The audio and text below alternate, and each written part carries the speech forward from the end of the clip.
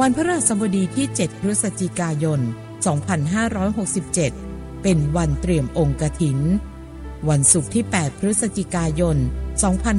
2567เป็นวันทอดกฐินเวลา 7:00 นถึง 9:00 นเปิดโอกาสให้ร่วมบุญแต่ละวัดเวลา 9:30 น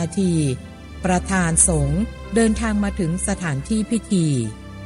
เจ้าประคุณสมเด็จพระมหาธีราจารย์เจ้าคณะใหญ่หนเหนือจุดธูปเทียนบูชาพระรัตนตรัยไหว้พระสมาทานศีลกล่าวคำถวายผ้าพระกฐินและบริวารเชิญเจ้าภาพและผู้ร่วมงานประเคนไทยธรรมและผ้ากฐินเจ้าประคุณสมเด็จพระมหาธีราจารย์เจ้าคณะใหญ่หนเหนือกล่าวสัมโมทนียกถาพระสงฆ์อนุโมทนาเป็นเสร็จพิธีในโอกาสนี้จึงขอเชิญชวนพุทธศาสนิกชนทุกท่านได้ร่วมบุญมหากฐินวันเดียวได้ทำบุญถึง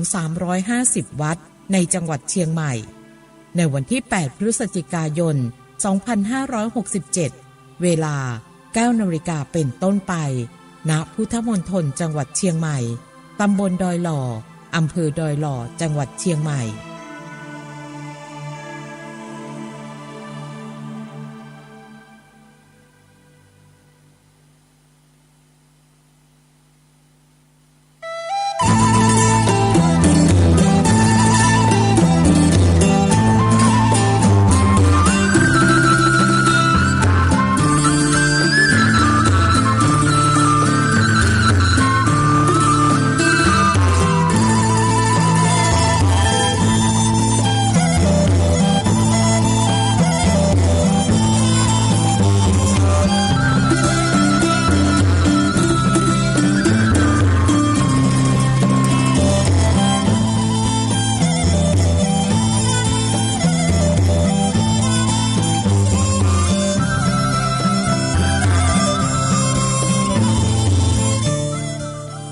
ขอนอบน้อมเอากุณพระแก้วเจ้าทั้ง3ประการอันมีพระพุทธพระธรรมพระสงฆ์กุณพ่อกุณแม่กุณครูบาอาจารย์กุณศีลธรรมกรรมฐานจงมาปกห่มรักษาครูบาอาจารย์พระเจ้าพระสงฆ์ทุกรูปปกห่มรักษาป่อออกแม่ออกศรัทธาตั้นสาธุชนคนดีผู้สนใจใฝ่ในธรรมทุกท่านขอถวายความเคารพแสดงความนับถือพระมหาเถระพระเถรานุเถระเจ้าคณะพระสังฆาธิการครูบาอาจารย์เจ้าที่เปิดวิทยุฟังอยู่ที่วัดที่ว่าเวลานี้ขอความสุขความเจริญในธรรมความผาสุกดังใจความสบายดังกายจงได้บังเกิดแก่ญาติโยมทั้งหลายทุกคนทุกท่านได้เวลาแล้วเนอได้เวลาแล้วตึงเวลาแล้วได้เวลาสำหรับการรับฟังธรรมะอันเป็นสาระประโยชน์ทางด้านพระพุทธศาสนานำธรรมคำสอนขององค์สมเด็จพระชินวรสัมมาสัมพุทธเจ้าได้มาปะมาพบมามาเล่าสู่บรรดาพ่อแม่พี่น้องพ่อออกแม่ออกพ่อแม่นักศีลนักบุญเท่าแก่น้อยใจยิงตั้งหลายแล้วไผที่ยังบ่ลุกเตื้อก็เกียมตัวลุกมาได้แล้วเนอะเกียมตัวลุกมาได้แล้วหลับลุกเจ้ากินพักดังป่ายหลับลุกควายกินพักดังเกา ลูกเจ้าได้หลายลูกขวายได้น้อยหลับลูกเจ้าเป็นเจ้าทั้งหลายหลับลูกขวายปาเฮือลูกหลานเป็นหนี้เป็นค่าเน้อตื่นมาอย่าเน้อลุกมาอย่าเน้อลุกเน้อลุกเน้อลุกตื่นตื่นได้แล้วลุกได้แล้วญาติโยมท่านทั้งหลายลูกเจ้าตื่นตัวเจ้าบัวกาบหันเยื่องนาพังพร้อมลูกควายบ่อตันโหนตางกีดก้อมก้าตัวบ่อต้อมปุ่นอายจุงเก่งเข้าไว้อย่าไปเฮือขวายต่อหน้าสบายจำไว้เน้อเจ้าจำไว้เน้อเจ้าอรุณสวัสดิ์ธรรมะสวัสดีสวัสดียามเจ้าศรัทธาญาติโยมท่านผู้ฟังทั้งหลายยินดีต้อนรับเข้าสู่รุ่งอรุณวันใหม่ปะกันเจ้านี้เป็นเจ้าวันพัดวันพฤหัสบดีที่7เดือนพฤศจิกายนพุทธศักราช2567วันนี้เป็นวันเดือนยี่ขึ้น7ค่ำเดือนยี่ขึ้น7ค่ำพร่ำว่าเป็นวันพฤหัสบดีเวลาตี5เป็นต้นไปจนถึงเวลา6 โมงเช้าญาติโยมจะได้ฟังรายการเสียงธรรมแสงอรุณ6 โมงถึง7 โมงรายการของหลวงปู่พระครูปฏิภาณธรรมทินวัดพระธาตุม่อนจอมพอทุกวันพฤหัสบดีเวลา6 โมงถึง7 โมงวันโภคเป็นวันพระวันศีลเนอะศรัทธาญาติโยมวันนี้7 ค่ำวันโภค8 ค่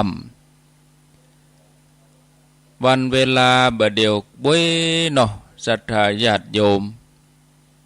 กำเดียวก็ศุกร์เสาร์อาทิตย์กำเดียวก็ศุกร์เสาร์อาทิตย์เนาะเผลอแป๊บเดียววันเวลาล่วงเลยไปมาปะกันแล้วบ่ฮือได้ขาดแคล้วเสียเวลาวันนี้นำเสนอสาระธรรมะเอาเรื่องที่ว่า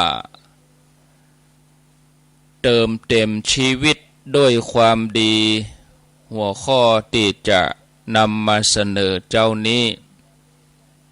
เติมเต็มชีวิตด้วยความดี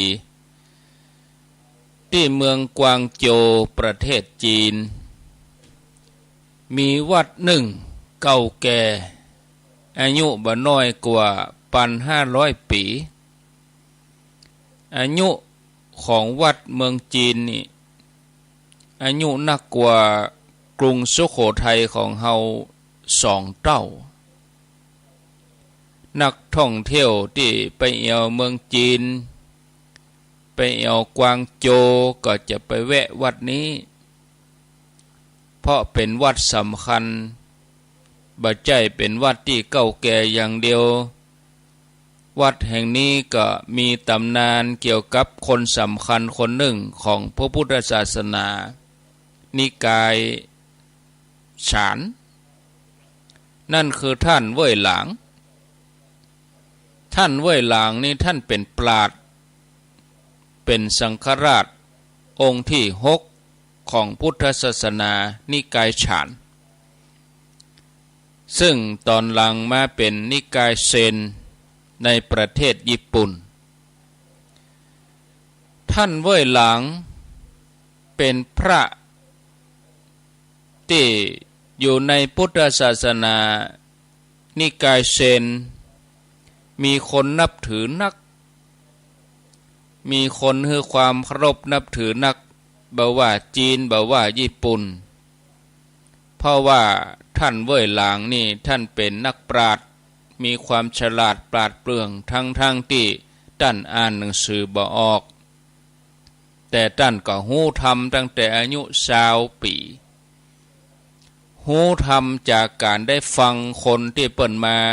สาธยายพระสูตรท่านก็พิจารณาโดย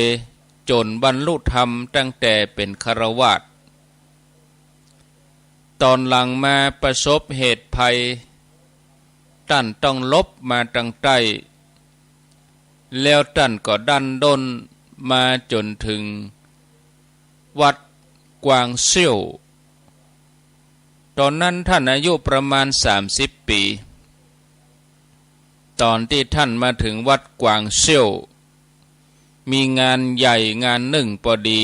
คือการแสดงธรรมของครูบาอาจารย์ท่านหนึ่งที่มีชื่อเสียงนักในสมัยนั้นคนก็ไปฟังกันนักเต็มศาลาจนล้นออกมาทางนอกท่านเว่ยหลางท่านก็ยืนฟังอยู่ทางนอกระหว่างที่มีการบรรยายธรรมป่อใจคนหนึ่งเหลือบไปหันธงที่กำลังปิ๋วท่านก็บอกให้เพื่อนว่าธงไหวเพื่อนหันก็แย้งว่าบ่ใจธงไหวลมต่างหากที่ไหวแต่2 คนนี่ก็เริ่มโต้เถียงกันว่าธงไหวหรือว่าลมไหวปรากฏว่าคนที่อยู่รอบๆเกิดความสนใจเข้ามาตกวงเริ่มเถียงกันจับเป็นกลุ่มใหญ่ทีแรกก็อภิปรายใจเหตุใจผลคนเริ่มมานักขึ้นบางคนบ่เอาเหตุผลเอาอารมณ์โต้เถียงเสียงดังขึ้นเรื่อยๆระหว่างที่กำลังเถียงกันเอาเป็นเอาตายว่าธงไหวหรือว่าลมไหวก็มีเสียงท่านเว่ยหลางอู้แทรกขึ้นมาว่าใจของพวกท่านต่างหากที่ไหวเพียงเท่าอี้ก็ทำให้คนกลุ่มนี้หยุดเถียงกันได้สติเขาหยุดเถียงกันเพราะท่านเว่ยหลางเตือนให้เขาให้มาพอใจตัวเก่าตอนนั้นทุกคนปากันสนใจอยู่กับสิ่งนอกตัวมกมุ่นอยู่กับการที่จะเอาชนะจนลืมพอตัวเองว่าตัวเองกำลังโมโหตัวเองกำลังหัวเสียหัวฮ้อนอย่างนี้ฮ้องว่าลืมตัวบอกกองได้ยินคำอู้ของท่านเว่ยหลาง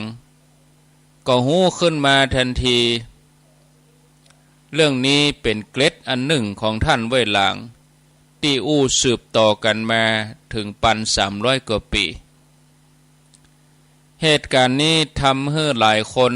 เกิดความทึ่งในตัวท่านเว่ยหลางที่หันว่าท่านไม่ใช่เป็นคนธรรมดาตอนหลังท่านได้บวชที่วัดถึงวันนี้ชาวพุทธในประเทศจีนในญี่ปุ่นก็ปากันมาสักการะท่านเว่ยหลางเจดีย์ที่บรรจุเกศาก็ยังมีอยู่คนจีนอนุรักษ์ไว้ทั้งที่ผ่านมาเป็นพันปีเล่าเรื่องตอนนี้มีความสำคัญญาติโยมเพราะเป็นสิ่งเตือนใจหมู่เฮาได้อย่างดีว่าอย่าลืมปิกมาดูใจตัวเองบ่ว่าจะทำอะไรยังก็ตามบ่ว่าจะเถียงอะไรยังโต้เถียงแย้งอภิปรายก็ต้องบ่ลืมกลับมาดูใจตัวเองมีประโยชน์อะไรยังที่จะเถียงกันว่าธงหรือว่าลมไหวแต่มีเหตุนั่นคือบ่ได้หันความโกรธบ่ได้หันความหงุดหงิดที่กำลังครองใจหลายคนเถียงกันไปเถียงกันมาจนกลายเป็นการทะเลาะเบาแวงสุดท้ายแทบจะมีเรื่องกันบางทีก็เถียงกันในเรื่องเล็กน้อย บางทีก็เถียงกันเรื่องธรรมะอย่างคนปัจจุบันเนี่ยเถียงกันเรื่องธรรมะบ่ได้ดูใจตัวเองทั้งที่กรรมอู้การกระทำเนี่ยมันสวนทางกับธรรมะด่ากันจังกันเกลียดกันเนี่ยนะแม้แต่อู้เรื่องธรรมะเรื่องดีๆกับเถียงกันนะบ่ได้ดูใจตัวเองเกิดการเบียดเบียนกันห้องว่าทำผิดในสิ่งที่ถูก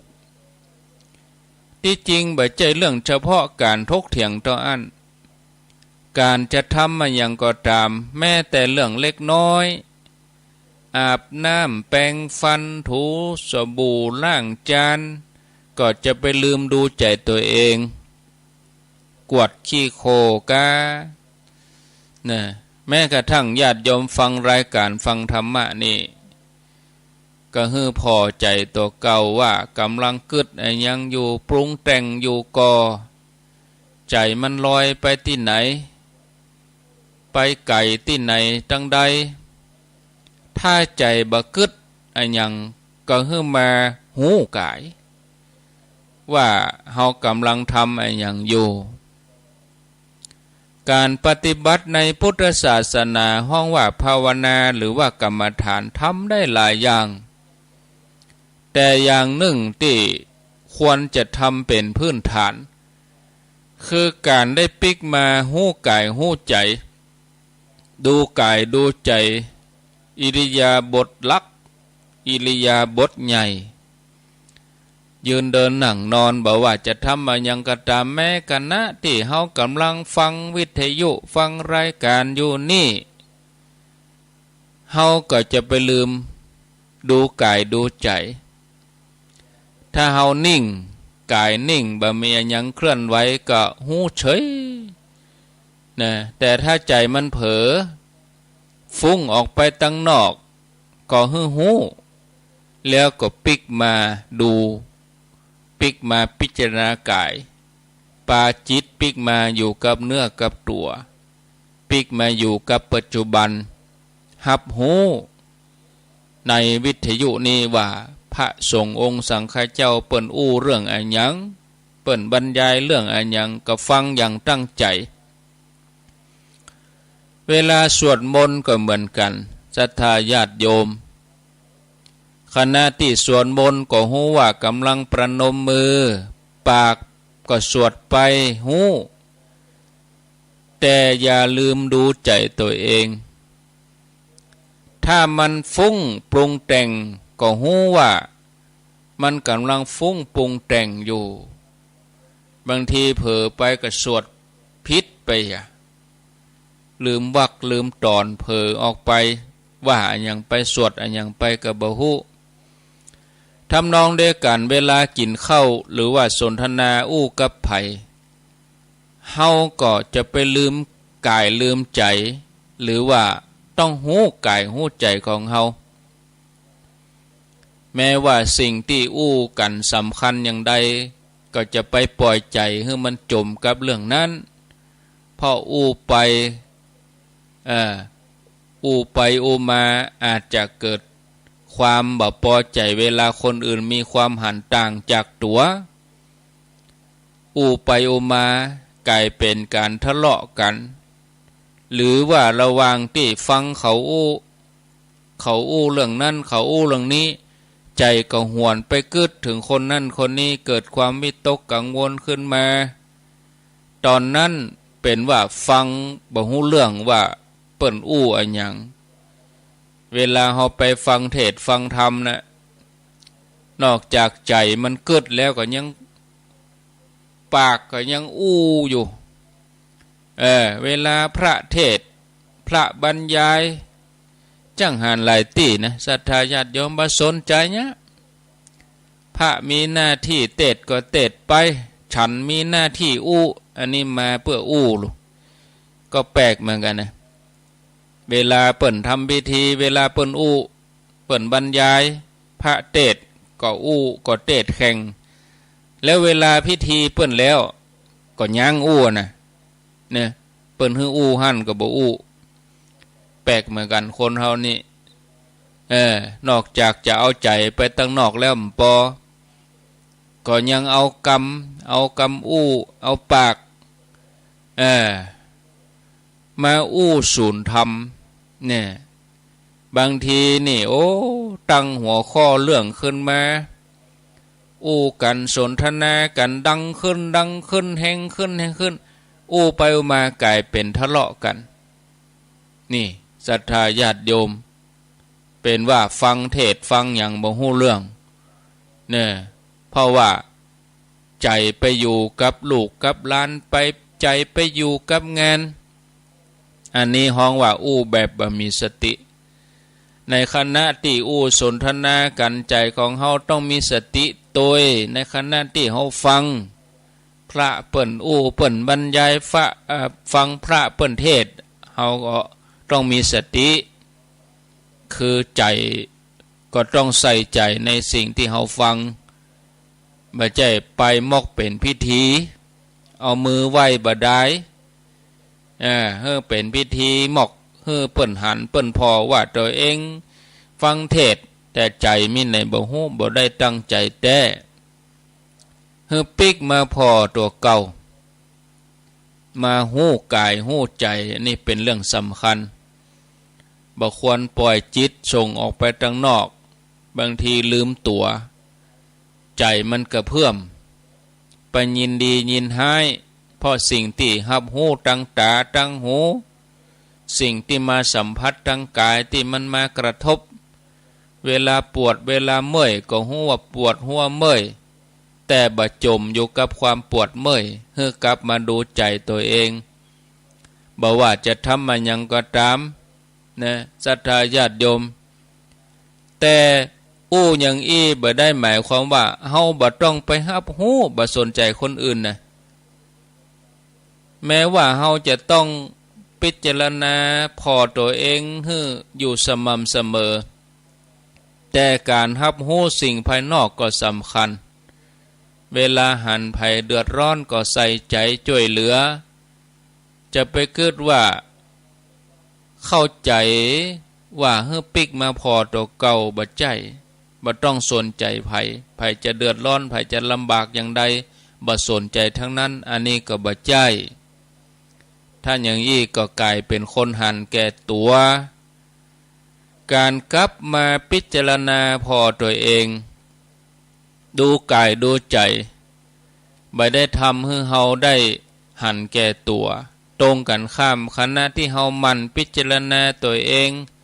พอตัวเองเฮาก็มีความใส่ใจห่วงใยรับรู้ความทุกข์ของคนอื่นรอบข้างพร้อมที่จะช่วยเหลือการช่วยคนอื่นเป็นการฝึกฝนตัวเก่าอย่างหนึ่งช่วยลดความหันแก่ตัวเป็นการกระตุ้นความเมตตาเป็นสิ่งที่ดีต่อใจเฮาแน่นอนระหว่างที่เฮาช่วยก็บ่ได้อย่างที่ว่าทำให้เฮาลืมตัวบ่ได้ทำให้เฮาเสียศูนย์แต่เฮามาพอใจตัวเองว่า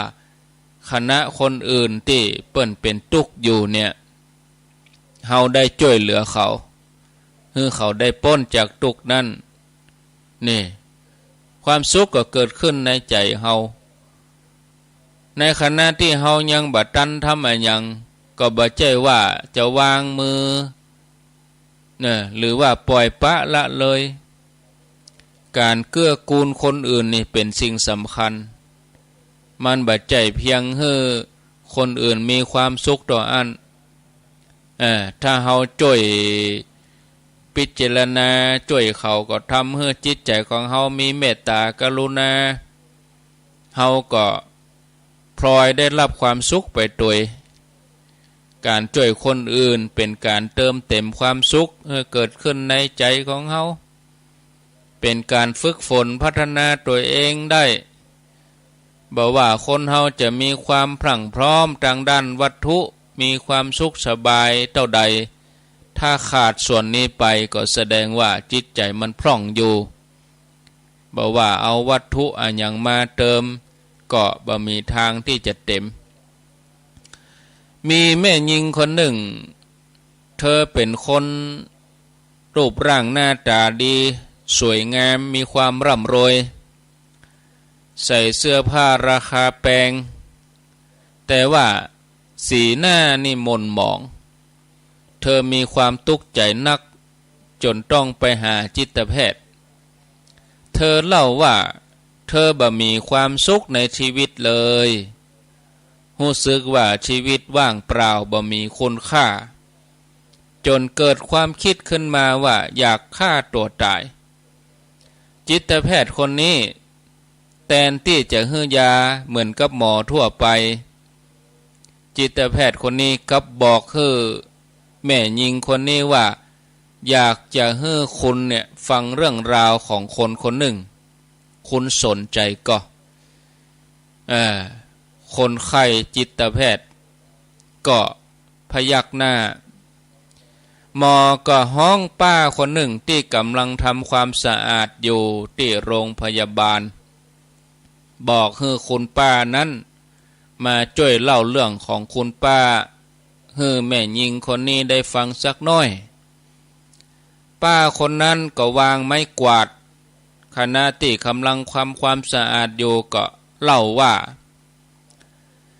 เมื่อปีที่แล้วตัวเธอได้สูญเสียสามีไปสามีของเธอตายด้วยโรคมาลาเรียหลังจากนั้นแถม3 เดือนลูกบ่าวคนเดียวของเธอเนี่ยก็ตายไปเพราะว่าถูกรถชนตอนนี้เธอเบื่อเหลือภัยแล้วเธอรู้สึกหมดอะไรแต่อยากกับชีวิตใหม่ๆนี่กินบ่ได้นอนบ่หลับบ่สามารถจะมีรอยยิ้มมีแต่ความซึมเศร้าวันหนึ่งเธอก็กึดจะฆ่าตัวตายว่าชีวิตนี้บ่มีไผแต่เมื่อแลงวันหนึ่งขณะที่เธอกำลังกลับจากที่ทำงานเธอหันใส่แมวตัวหนึ่งพร้อมลูกแมวตัวนี้ผอมโซแมวตัวหนึ่งเตียวตัวเธอมาจนถึงบ้านของเธอหันว่าตั้งนอกอากาศเริ่มหนาวฝนตกแล้วไหมเธอก็อินดูแมวตัวนี้ผอมโซเลยมีกระดูกขี้ข้างอย่างยิ่งเธอก็อุ้มมันขึ้นบ้านแล้วก็เอาอาหารเอานมให้แมวกินแมวก็กินนมจนหมดถ้วยหมดจานแมวมันมีความสุขเมื่อแมวมีความสุขก็เอาหัวเอากางมากึมาถูมือแข้งขามานัวเนียปันแข้งปันขาเธอหันแล้วเธอก็อดยิ้มบ่ได้มีความสุขจากการที่ได้เอานมให้แมวได้ให้แมวอุ่นเป็นรอยยิ้มแรกในรอบหลายเดือนที่ผ่านมาของป้าคนนี้ตอนนั้นนี่เธอก็กึดขึ้นมาว่าถ้าการช่วยลูกแมวทำให้เรามีความสุขได้ขนาดนี้การช่วยเหลือคนอื่นที่เปิ้นเดือดร้อนก็คงจะทำให้เรามีความสุขได้หนักขึ้นเจ้าวันนั้นแถมวันหนึ่งเธอก็อบขนมแป้งขนมตามเทศกาลแป้งขนมแล้วก็แจกเพื่อนบ้านที่เป็นผู้ป่วยติดเตียงเป็นคนชราเป็นคนพิการแจกไปเพื่อนบ้านมีความสุขตัวเธอก็พลอยมีความสุขไปตัวเพื่อนบ้านยิ้มแย้มตัวเธอก็ยิ้มแย้มไปตัวนับตั้งแต่นั้นมาป้าคนนี้ก็พยายามทำสิ่งดีๆให้กับคนอื่นช่วยเหลือเกื้อกูลมีน้ำใจช่วยคนตกทุกข์ได้ยากทำให้ใจของเธอมีความสุขนักขึ้นเพราะหันผู้อื่นมีความสุขมาถึงปัจจุบันนี้ความทุกข์ อันเก่าๆบ่มีแล้วเธอกินได้หลับได้สบายยิ้มได้สบายใจเธอกลับบอกว่า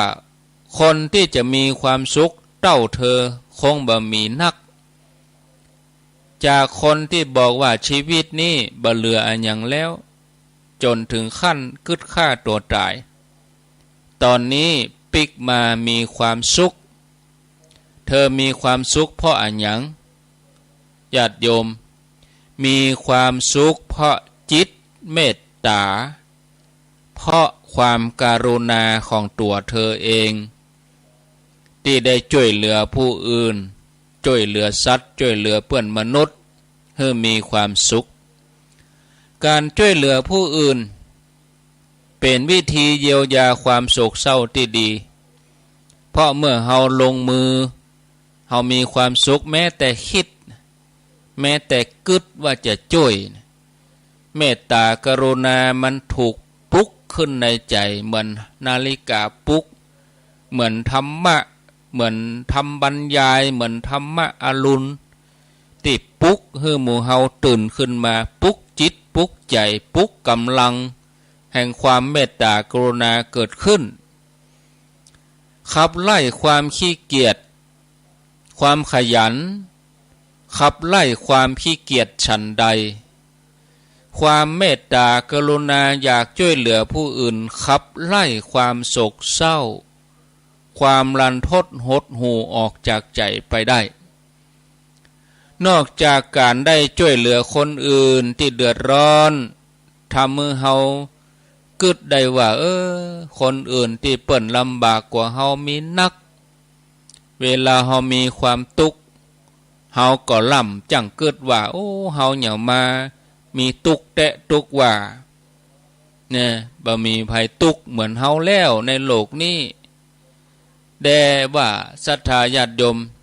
ถ้าเฮาออกไปปะคนตามหงยาญาติโยมเคยไปเยี่ยมญาติหรือว่าญาติโยมเป็นผู้ป่วยเองก็ไปพอหงยาหรอศรัทธาญาติโยมคนทุกข์เหลือเฮาคนลำบากเหลือเฮาเปเลอะญาติโยมหลายท่านเคยเอวประเทศอินเดียญาติโยมเคยหันคนทุกข์ในอินเดียก็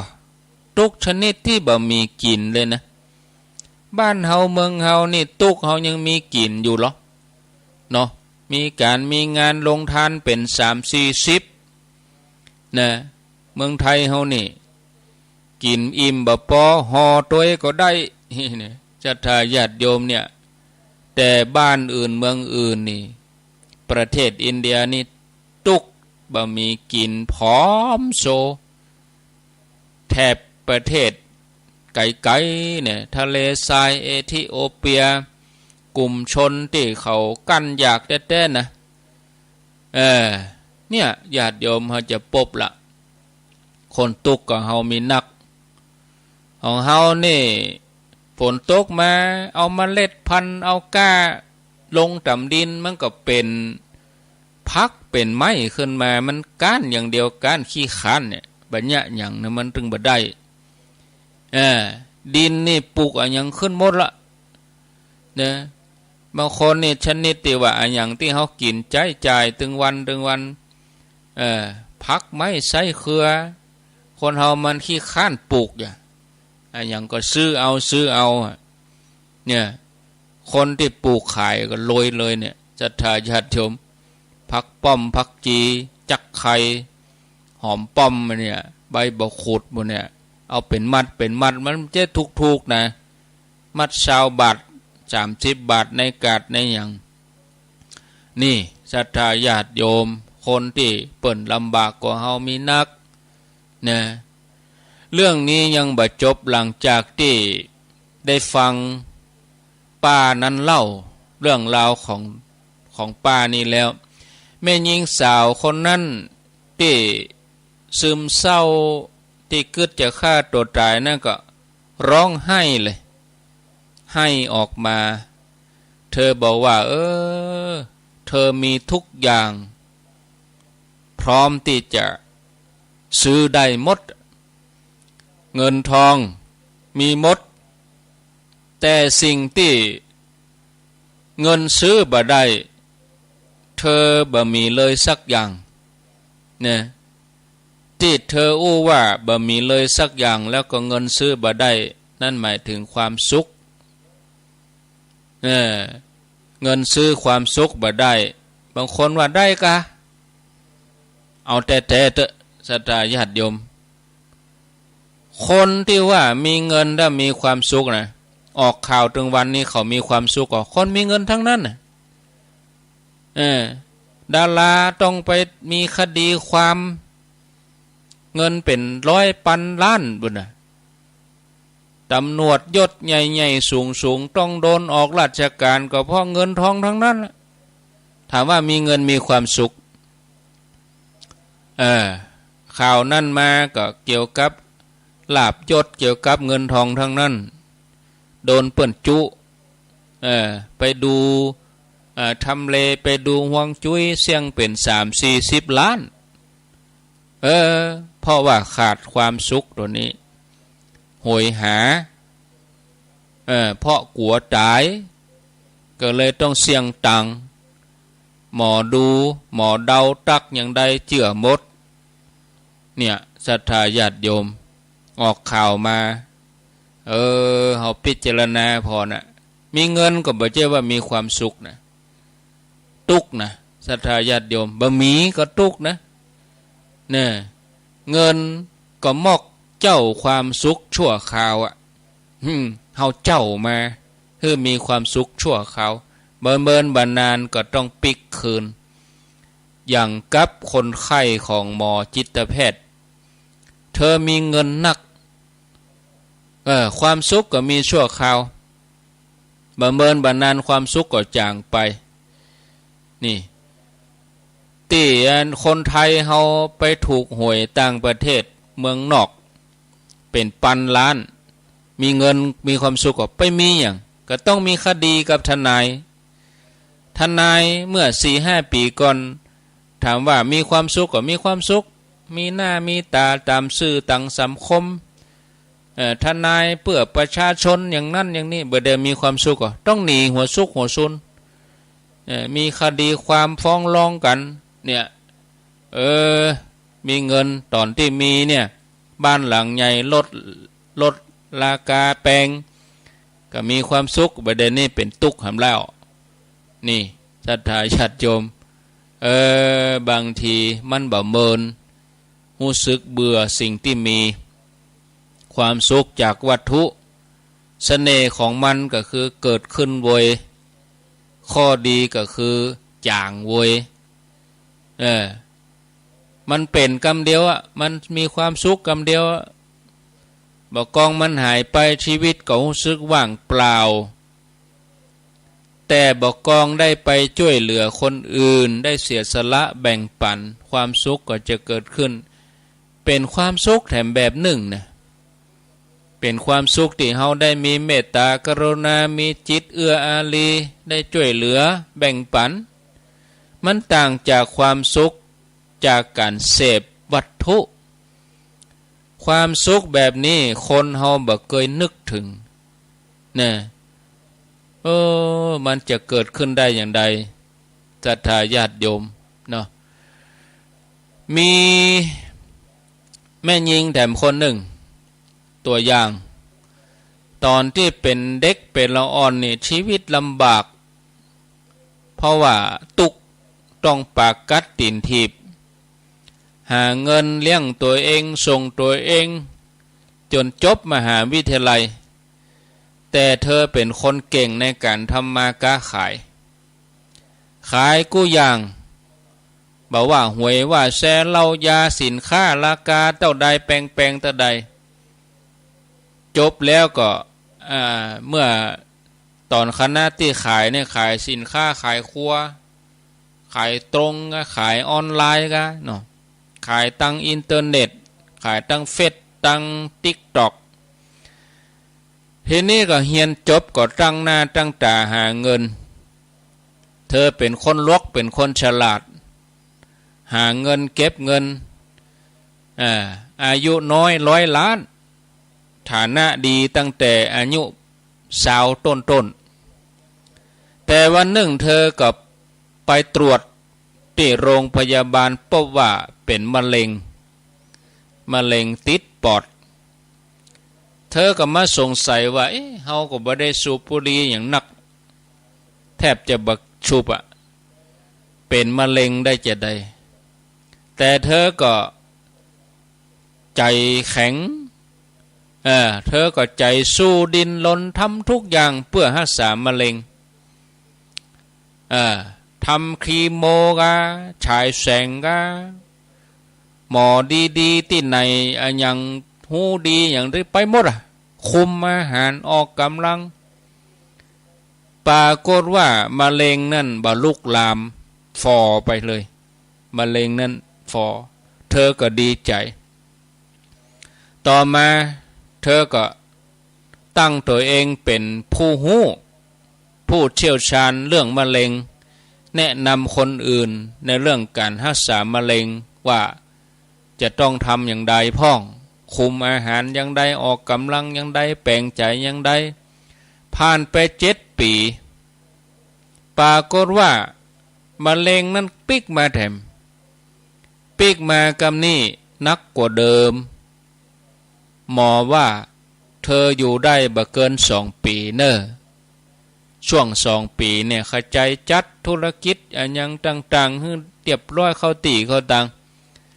ตัวเธอก็รู้สึกห่อเหี่ยวจิตใจหมดอะไรแต่อยากแต่เธอก็พยายามตั้งลักแถมใหม่พยายามปรับใจเปลี่ยนวิถีชีวิตโชคดีที่เธอมีเปื้อนให้ความฮักให้ความเอาใจใส่ทำให้ตัวเธอมีคุณค่าแล้วก็เธอได้เสียสละแบ่งปันให้ความฮักให้ความสุขแก่ผู้อื่นเธอตั้งใจจะใช้ชีวิตนี้